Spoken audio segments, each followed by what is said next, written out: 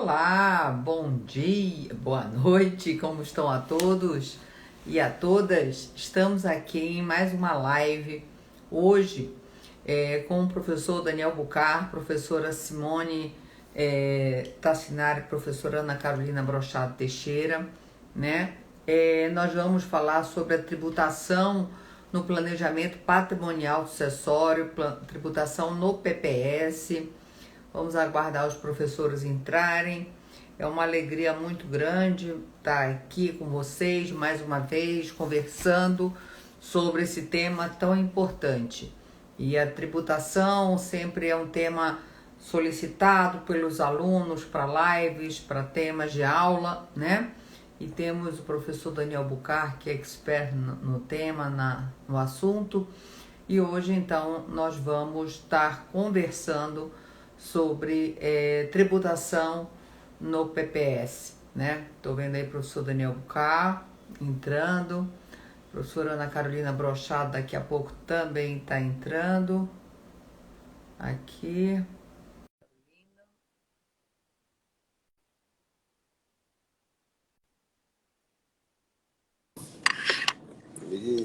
Olá, Daniel, tudo bom?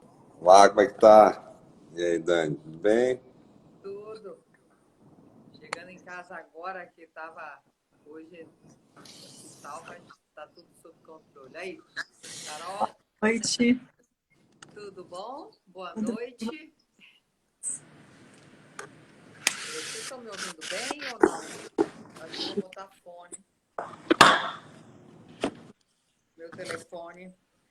Gente, queria aproveitar, dar as boas-vindas aí às pessoas que estão e dizer que eu tenho uma ótima notícia, que o Arquitetura do Planejamento Tomo 2, que estava esgotado, estava em falta, as pessoas estavam me perguntando, chegou da editora, então, em breve, já está chegando para quem fez a compra, vai chegar para os professores também, para os autores. Oba. Os artigos, mais uma impressão do Arquitetura do Planejamento Tomo 2. Bem, eu estava falando aí com o pessoal que o nosso tema hoje, tributação do PPS, é sempre um dos temas que as pessoas mais têm interesse, pedem live sobre o tema, pedem aula sobre o assunto, porque tem toda a sua peculiaridade, né, Daniel? E a gente, como você bem fala, os tributaristas não são de estarem estudando o ITCMD. O Daniel também sempre destaca que pelas alterações do TCMD competência estadual, como se a gente tivesse quase 27 legislações estaduais, né, Daniel? E então, Carol, boa noite. Passo a palavra aí para vocês, para a gente estar começando aí a tocar a live sobre essa temática.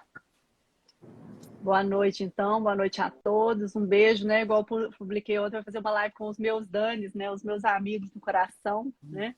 Então, uma alegria estar aqui com vocês, cumprimentar todo mundo que está aqui com a gente na live. E realmente esse tema é um tema bem candente, né?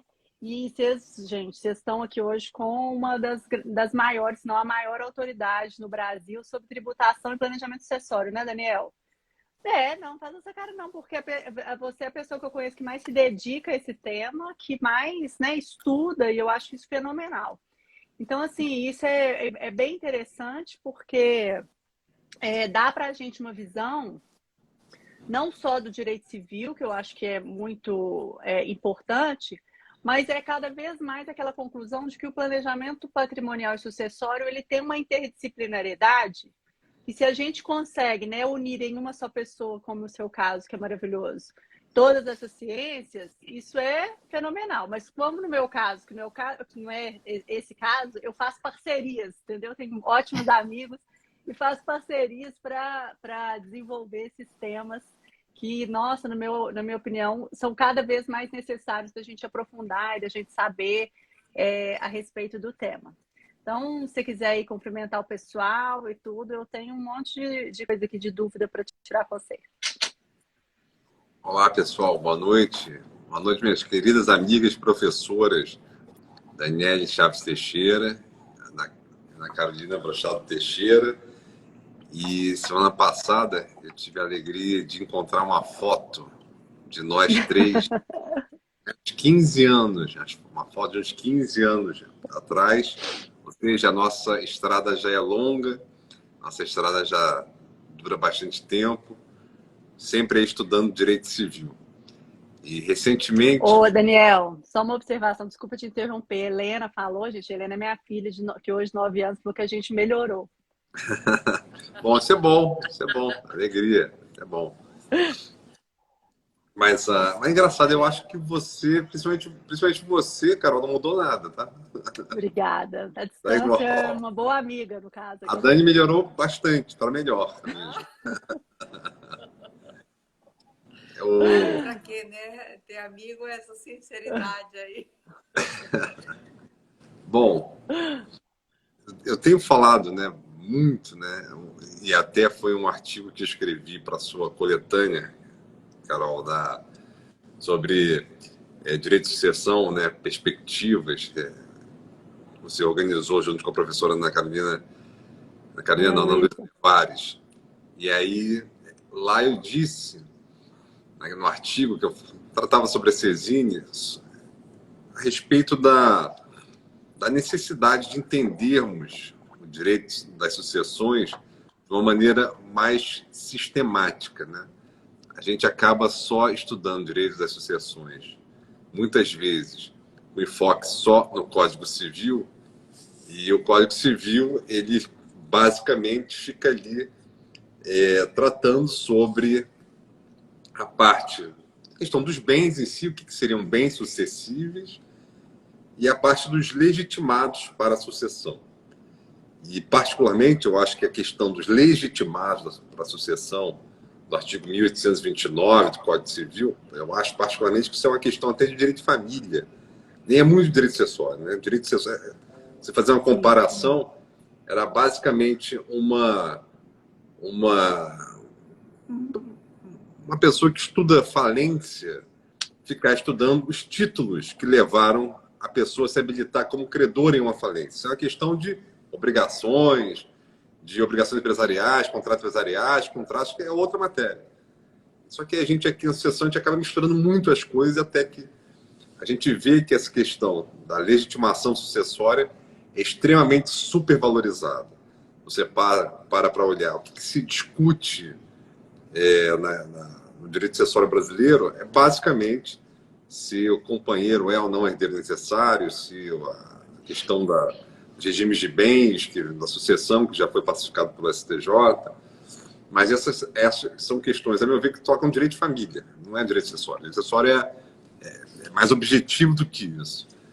E dentro dessa perspectiva, um outro ramo do direito que é muito importante para o direito sucessório é o direito processual civil, né? Sempre falo isso, porque no Brasil a gente tem a obrigatoriedade do inventário. E aí, para a gente verificar qual é a razão de ser obrigatório o inventário? Porque o direito brasileiro, o sistema brasileiro das sucessões, entende que é realmente importante.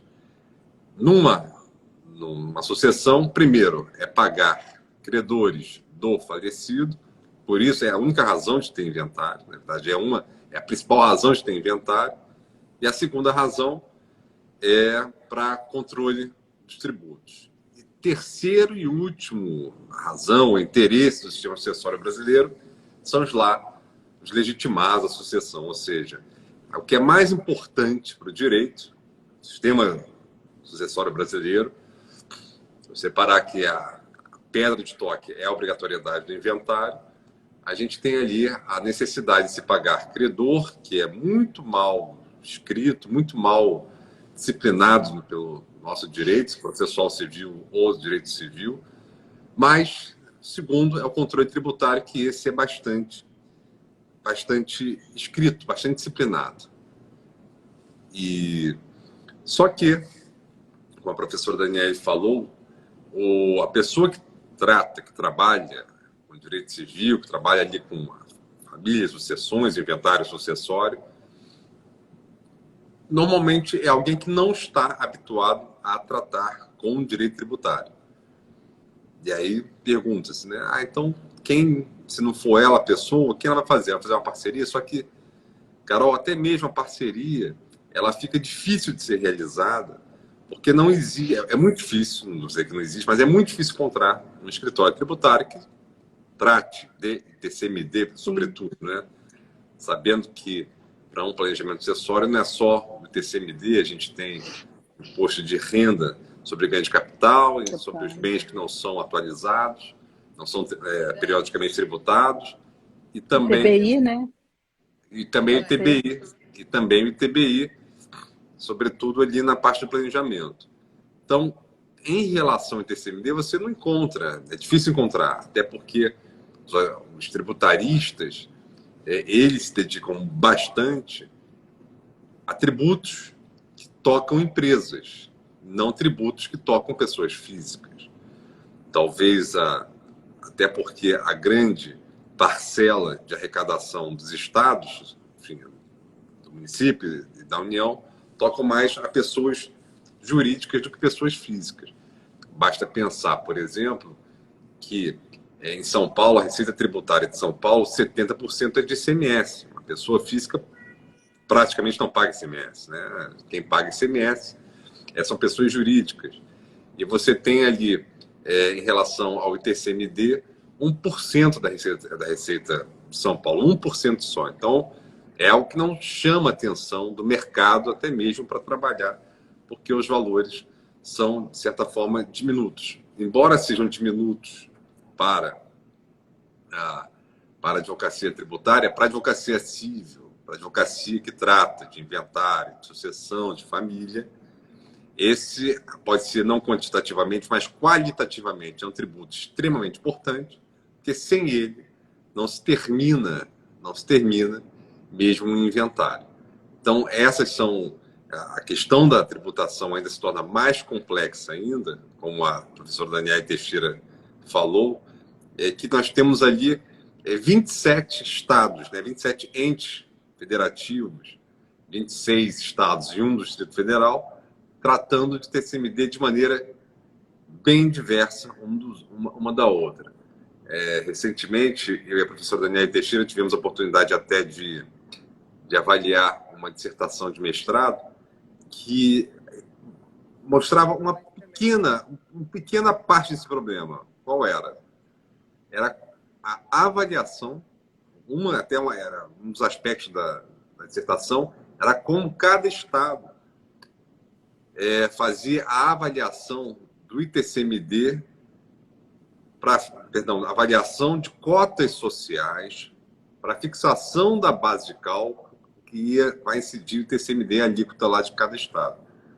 E a gente viu a pesquisadora, né, a mestranda, que agora já é mestre, porque foi aprovada, inclusive uma procuradora do Estado do Paraná, e ela trabalha na Procuradoria de Sucessões do Estado do Paraná. Legal. Ela tinha sete formas, pelo menos 7 formas de avaliação de cotas, uma diferente para cada estado. Então, quer dizer, a complexidade da tributação fica mais evidente quando a gente tem diversos entes tributando. Daí porque, também costumo falar isso, que o direito sucessório, na realidade, não é apenas um direito federal. Ele é também, esse sistema sucessório, ele é composto fortemente por uma matriz, na verdade, uma nota estadual, na medida em que qualquer sucessão deve ser levada em conta também as normas estaduais que vão incidir sobre os bens, sejam os bens imóveis, que é onde o TCMD vai incidir no estado em que o imóvel se encontra, ou nos móveis, onde vai incidir onde o inventário tramita. Quer dizer, então são questões bastante interessantes, e percebam que essa demanda, até mesmo do próprio advogado profissional que trabalha nessa área, é uma demanda que tem vindo bastante à tona. Não basta, né, saber apenas quem será o sucessor e o que será sucedido, mas sim também dizer, enfim, informar como é a dessa sucessão a partir de cada estado em que está ou que se encontra o bem imóvel ou onde tramita o inventário.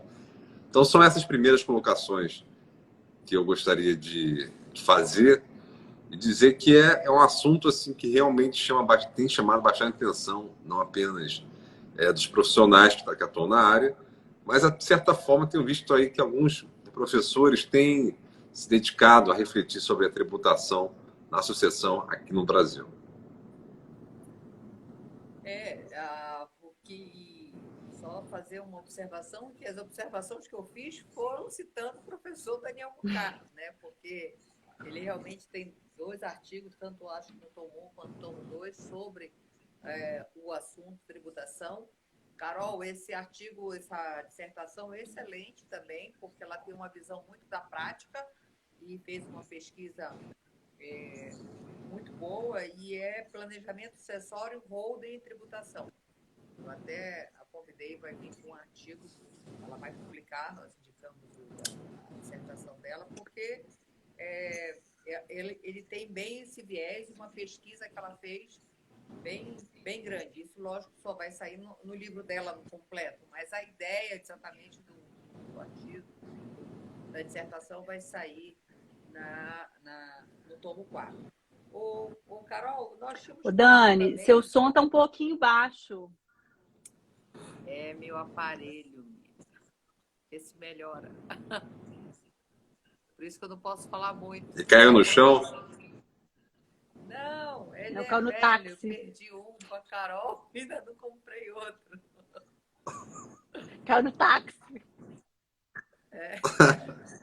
Aquele do táxi, tá.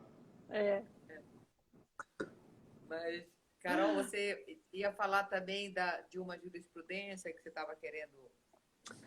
Pois é, porque assim, esse tema da tributação no planejamento sucessório, ele é super importante. Daniel aqui, né, assim, demonstrou para todos nós esse impacto, né, esse diálogo, que é um diálogo que realmente aí acaba que está num certo limbo, né, Daniel? Eu acho que agora que as pessoas estão se apropriando um pouco desse tema, dessa interseção. Então, assim, é um tema bem candente. E quando a gente fala de planejamento sucessório, né, várias vezes aqui a gente já tocou nesse assunto, que as pessoas acham, equivocadamente, mas existe uma pré-compreensão de que o tema do planejamento sucessório, ele praticamente equivale à holding, né? E nós vimos falando cada vez mais que a holding é uma das formas do planejamento sucessório, que pode ser adequada em alguns casos, inadequada em outros casos, e assim sucessivamente. E, assim, tem sido debatido, inclusive para essa questão da holding, né, Daniel?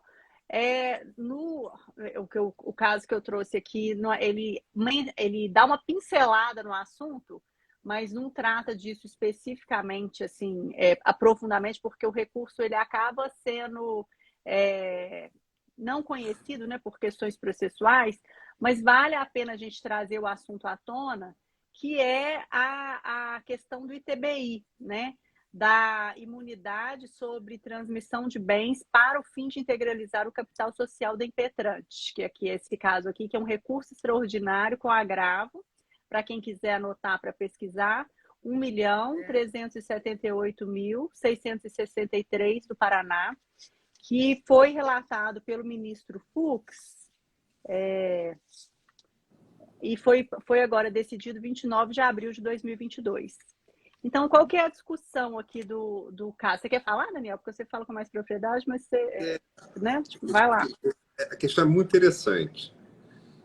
Antes até de falar desse recurso extraordinário, é importante dizer que o ITBI vem sendo, nos últimos 3 anos, abordado em alguns acordos do STF. O primeiro, STF e STJ, tá? O STJ tem por outro aspecto, mas o STF tivemos um importante julgado. no ano de 2020, acerca da extensão da imunidade. Na verdade, a gente fala imunidade, mas na Constituição da República está chamando de não incidência, mas, enfim, da ausência de tributação quando ocorre a integralização de capital de alguma sociedade com imóveis. O artigo 156, parágrafo 2º, inciso 1º da Constituição, ele cria digamos assim, primeiro um obstáculo para que haja essa reconhecimento dessa imunidade. Quer dizer, tem que primeiro superar esse obstáculo para que haja essa imunidade. Esse primeiro obstáculo é que essa integralização seja feita em uma sociedade em que a atividade preponderante não seja de locação e, enfim, administração de imóveis, né? De uma maneira geral, né? Administração de imóveis próprios, locação de imóveis. Então, se essa sociedade tiver como atividade preponderante, e entende-se como atividade preponderante, quando a receita bruta dela for 50% maior nessa atividade preponderante, ou seja, 50% daí para diante, em razão de aluguel, administração de imóveis, já não teria essa imunidade tributária. Então, esse é o primeiro obstáculo. O segundo obstáculo que o STF, e aí já é um entendimento do STF, de 2020, no tema que eu agora esqueci, o número do tema, vou jogar aqui rapidinho, eu falo aí durante essa nossa conversa qual é o número do tema. Ele diz o seguinte: se por acaso determinada pessoa está integralizando um imóvel e esse imóvel vale R$500 mil segundo o município e ela está declarando que vale R$100 mil para fins de integralização do capital, essa diferença entre 100 mil e 500 mil, são R$400 mil, não é abrangida, alcançada pela imunidade tributária.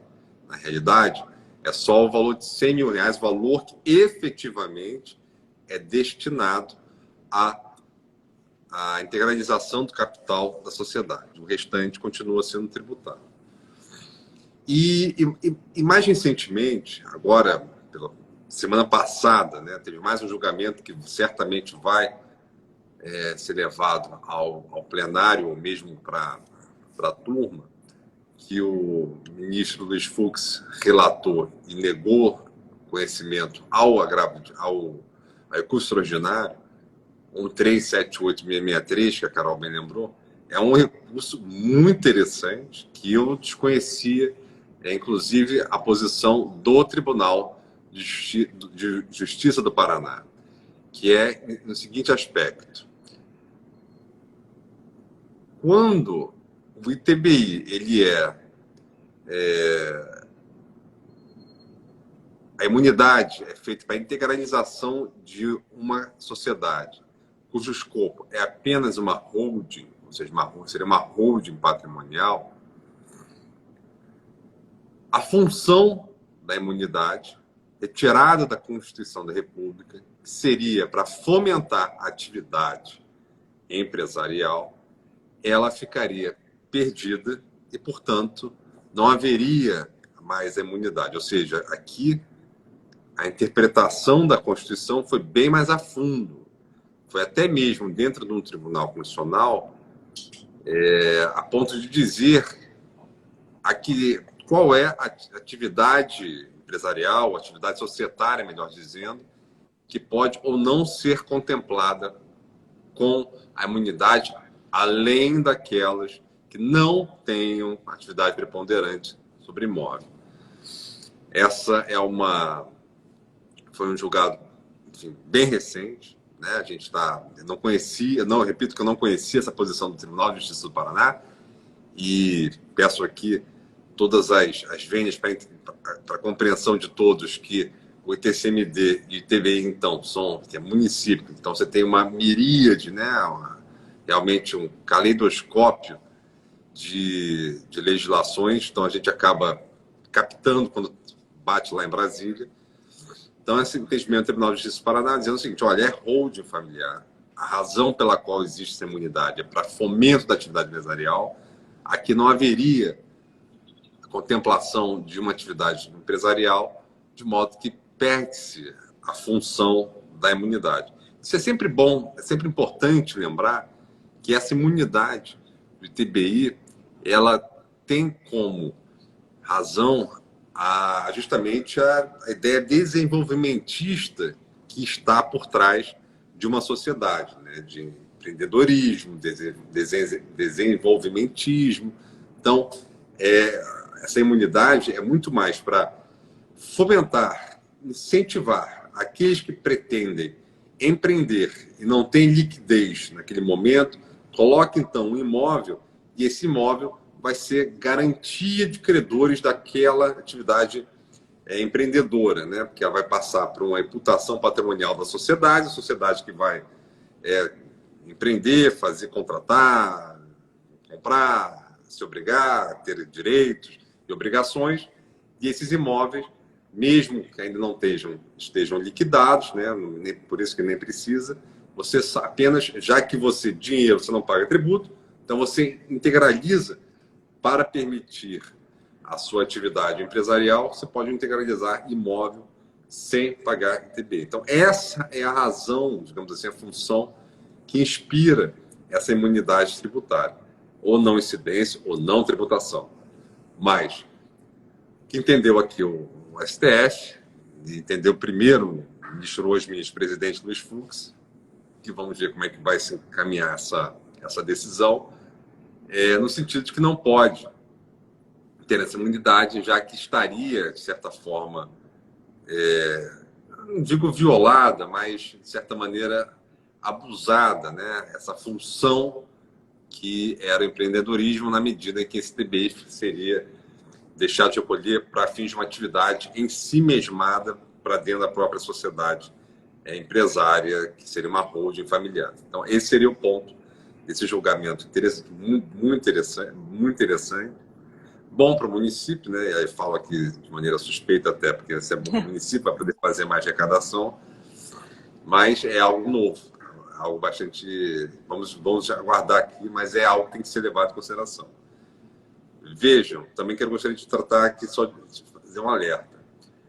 Na década de 90, a Receita Federal via com muito maus olhos holdings em geral, né? Holdings em geral. Inclusive achava que poderia se tratar até de uma evasão fiscal, mas a própria Receita Federal começou a entender que holding faz parte da vida empresarial, da vida de organização patrimonial, e parou de achar que seria invasão fiscal, assim, seria uma elisão. Seria uma elisão, e é possível que haja um planejamento tributário através até da constituição de holdings. Agora, quando você tem um julgado desse, agora recente do STF, já tem no âmbito judicial, à luz de TBI, ou seja, tem que fazer vários alertas, né, várias ressalvas, você tem aqui que o STF está dizendo, olha, que esse tipo de elisão fiscal, esse tipo de programação fiscal, planejamento fiscal, não é válido. Seria uma evasão, seria ilícita, na medida que retira a imunidade. Então, vamos aguardar aí ver o que vai dar, mas é importante que se tenha isso em mente, pois vocês não tenham dúvidas que as fazendas municipais estão certamente já avisadas desse acórdão do STF. Até porque tem uma frente parlamentar de prefeitos, uma associação de secretários de fazendas de capitais, que são muito ativas e já compartilham rapidamente todos esses julgados. E, enfim, começa a ter que tomar certa cautela, não uma cautela, mas sim levar em consideração esse risco do STF. Isso é muito importante porque na análise, né, na possibilidade de um bom instrumento, e se pensar, você avaliar, às vezes, até de uma forma irresponsável, né, Daniel? Tem se vendido a holding com uma forma muito solução todos os problemas, máquina de fazer dinheiro, e sem realmente fazer uma análise concreta da situação, e principalmente, às vezes, também a questão do ganho de capital, que você falou, né? Que é importantíssimo também, que nós mesmo já tivemos aí na aula, aí no curso, pessoas que depois fizeram uma situação, depois tiveram que pagar valores imensos no ganho de capital. Então, são considerações como essa questão do ITBI. Então, sempre vendo que a holding envolve esses 3 tipos de tributos, né? Estadual, TCMD, a questão do ITBI municipal, da própria federal, do imposto de renda, né? Sobre essa questão do ganho de capital. E eu acho que uma questão muito forte que a gente tem que ter a responsabilidade do que se trabalha, né? Quando a gente fala que nem sempre todo mundo, às vezes, tem a expertise, às vezes, que o professor Daniel Bucar tem, um domínio em uma outra área, né, Carol? A gente faz parcerias, isso é uma opção também. Da mesma forma que um societário, às vezes, não entende tanto de família, de sucessões, porque o planejamento tem essa característica do planejamento patrimonial sucessório, né? Dessa interdisciplinaridade, né? Não tem como hoje você analisar, às vezes, uma simples compra e venda, todas as análises dessa questão de valor, passo bem, a possibilidade, a tributação. Então, tem que ser considerado a análise, eu acho que de uma forma realmente sistêmica, né? Eu acho que essa palavra que você falou de estar avaliando, e cada vez mais isso é necessário, né? Quando nós vemos que as pessoas estão se organizando mais, né? Isso são dados através também do Colégio Notarial Brasileiro, que demonstra cada vez mais inventários extrajudiciais, formas, testamentos mais sendo feitos, testamentos públicos, no caso, os dados que a gente tem, por conta da necessidade dessa organização, né? Não que a gente tenha essa cultura, eu acho que não. Isso é o início de uma cultura para poder estar se avaliando. Mas cada vez mais as pessoas têm a necessidade, e essa questão, né, Dani, que você envolveu, é a questão também empresarial, né? Então, eu acho que o direito civil, durante um tempo, ficou tão engessado o direito das sucessões que o direito societário ocupou, através de mecanismos, essa situação, e não tem como mais, acho, que voltar atrás, mas é muito importante essas decisões para ter uma análise de um todo, né? Claro.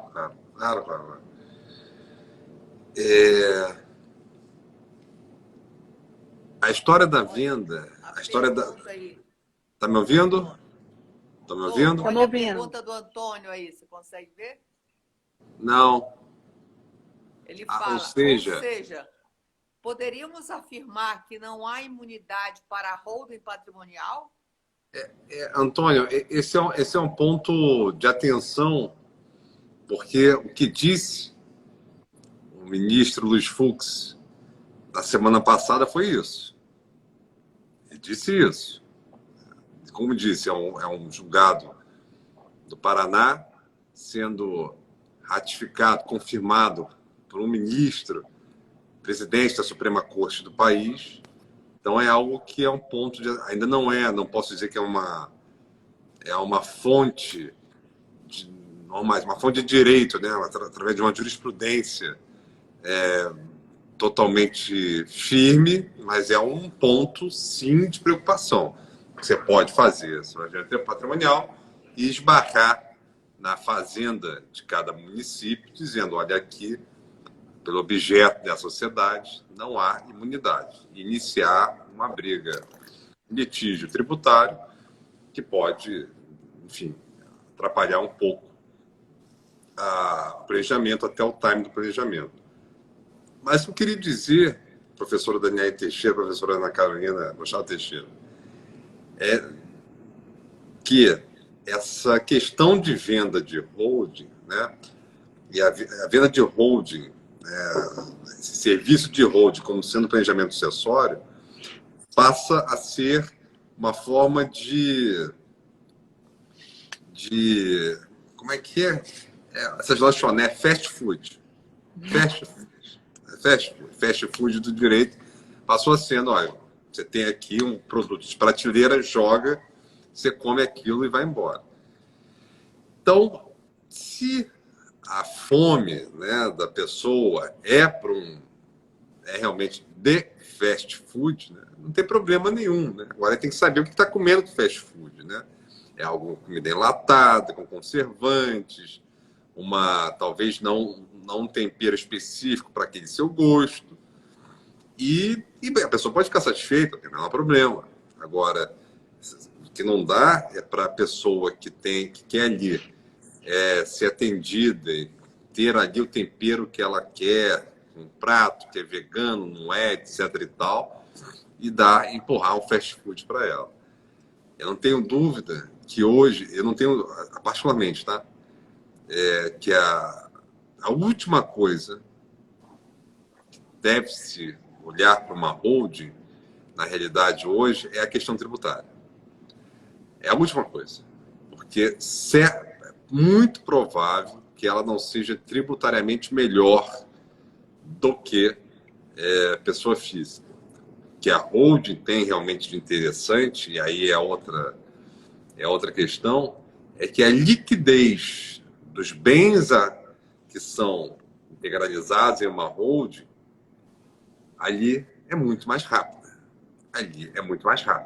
Então, não significa dizer que não vai ter inventário, porque as cotas serão inventariadas. Mas os bens que estão dentro da própria holding, a liquidez não precisa de ter o Estado junto ali para fazer a controle, a supervisão da disposição dos bens. Então, você consegue ter um acesso rápido aos bens, o que o inventário, nós temos inventário obrigatório, não permite no nosso sistema. Então, se o interesse é realmente fazer uma transferência rápida dos produtos, dos bens que estão nas holdings, aí a holding é produto de prateleira.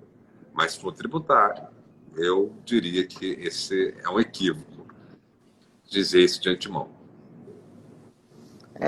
Isso é muito importante, porque eu acho que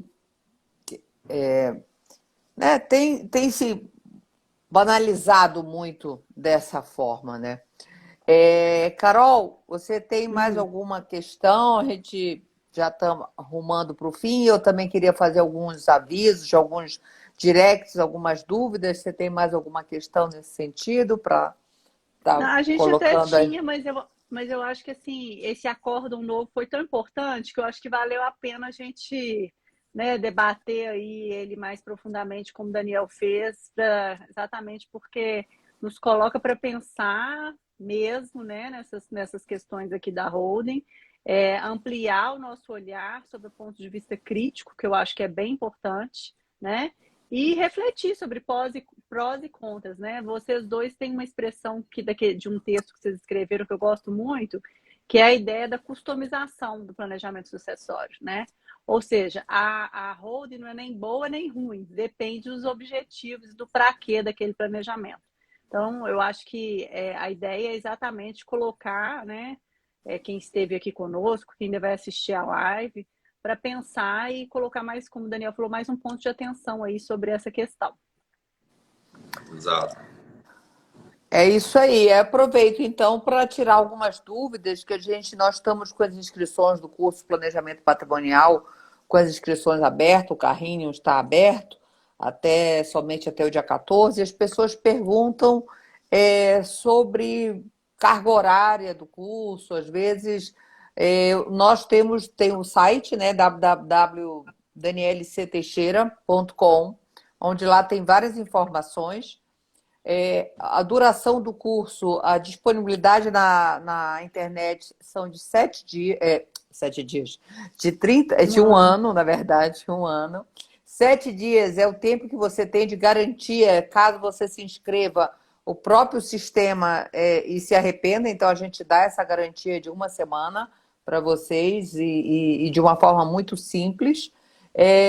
Perguntam também se as aulas são a carga horária. Eu acho que é importante a gente explicar que o nosso curso não é uma metodologia desenvolvida pela gente, que ela não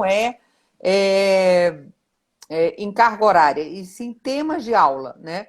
Então, são mais de 65 temas de aulas específicas, por exemplo, testamento, você vai lá, tem uma aula da Carol, e assim por diante. E importante também dizer como são compostas as aulas. São aulas ao vivo, com nós 4 professores, tem 4 aulas, tem todo já o agendamento lá do curso, todas as aulas ao longo de um ano. Tem aulas também com professores expertos convidados. Então, nós temos essas aulas ao vivo que ficam em 24 horas também gravadas na plataforma. E também perguntam sobre para quem é este curso. Esse curso ela tem uma peculiaridade que ela é tanto para pessoas recém-formadas, assim, como também para pessoas que estão entrando nesse mercado, nessa área, como alguém que já está, mesmo que esteja há muitos anos no mercado, 30, 40 anos, e quer estar inserindo a questão do planejamento patrimonial no seu portfólio. Bem, eu acho que eram alguma dessas dúvidas que tinham sido mandadas pelo direct. Qualquer coisa, eu volto a fazer algum outro esclarecimento sobre outros pontos. Agradecer mais uma vez a presença dos professores. Ô, Dani, só te interrompendo aí, desculpa. É que tem um comentário aqui, ó, da desculpa. Débora. Sumiu aqui. Ela falando o seguinte, que se a busca é por proteção do patrimônio, não se deve pensar apenas no ITBI, a depender do caso, vale a pena pagar. Ô, Débora, só esclarecer, aqui o mais importante é alinhar os objetivos do planejador, né? Eu acho que o nosso objetivo aqui hoje, ponderando e discutindo esse acórdão, é muito mais para colocar luzes sobre um ponto de vista crítico. Ou seja, nós precisamos de, na hora de informar o cliente, além de alinhar com os objetivos dele, é informá-lo, né, de todas as questões, dos riscos, benefícios daquele instrumento de planejamento sucessório. Eu acho que, né, nós falamos, a holding ela não é nem boa nem ruim por si só. Ela pode ser excelente para determinada pessoa, ou pode ser péssima para determinada pessoa, né? Depende dos objetivos. Eu acho que o objetivo a nossa ideia aqui é só fazer um alinhamento com o planejador. É só isso que a gente quis dizer, tá bom? E a doutora Marisa maravilhosa está falando do curso, ou para quem quer aprender também ótimo. Não, isso é importante, né? Eu acho que, Carol, do que você falou, porque como vem sido vendido com uma facilidade, como o melhor dos remédios para tudo e para todos, é isso que a gente chama a atenção, né? Destaca que não é esse remédio padrão para todo mundo. E, pelo contrário, quando a gente fala da customização do planejamento sucessório, cada família vai ter um patrimônio, cada família é composta né, com seu peculiaridade, com seus integrantes, e sempre vai ter também a vontade do planejador. O que nós não podemos é endossar, não quer o cliente chega querendo holding, muitas vezes é o melhor para ele, muitas vezes não é.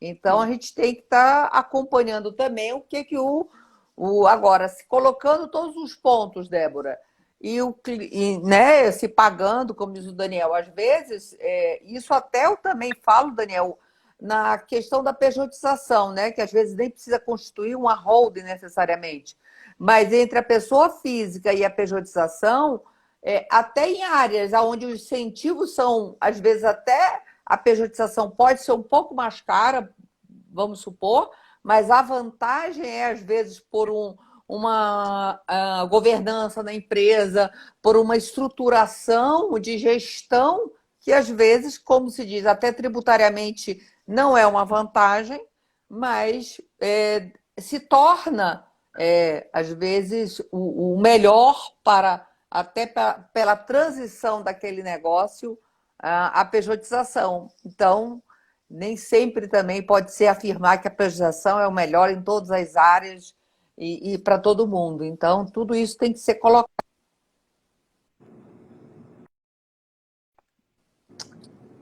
Exatamente, é isso mesmo. Aí, né, o Cássio aí falando, isso depende de cada caso, a caso em que vale a pena. Sim, é o que nós estamos falando, Débora. Existem casos que valem muito a pena. E só não podemos dizer que o remédio é para todos. Então, acaba sendo uma fala parecendo que nós somos contra, não, mas é trazendo, destacando e não entrando só numa sintonia onde achando que tudo é melhor através da holding. Mas com certeza ela pode ser bem interessante para várias famílias. Isso aí. Bem, gente, eu acho que é isso. Se tiverem perguntas, dúvidas, podem mandar pelo direct que a gente responde. Mais uma vez, obrigada. Ó. Tinha que ter. Esse é novo, né? Esse é novo, eu não conhecia, não. É assim que está a sua Ai, ai. cabeça, né? Vai com fé, Dani, Aqui, vai com fé. as grandes fortunas, vejo no fisco, estão sendo concentradas nas holding mesmo. Sim, muitas estão sendo sim, e talvez seja o melhor para elas. Aqui Pode a Cássia pede repetir o o número do número? julgado. Vou falar para você, Cássia. É o recurso extraordinário com agravo 1.378.663 do Paraná. Eu vou fazer um post sobre esse caso e aí eu coloco lá para vocês também com os dados direitinho, tá, gente? Tá joia. Então, lembrando, Um beijo. gente. Abraço, beijo aí. Obrigada aí a todos. Não será não, tá? Tchau. Tchau.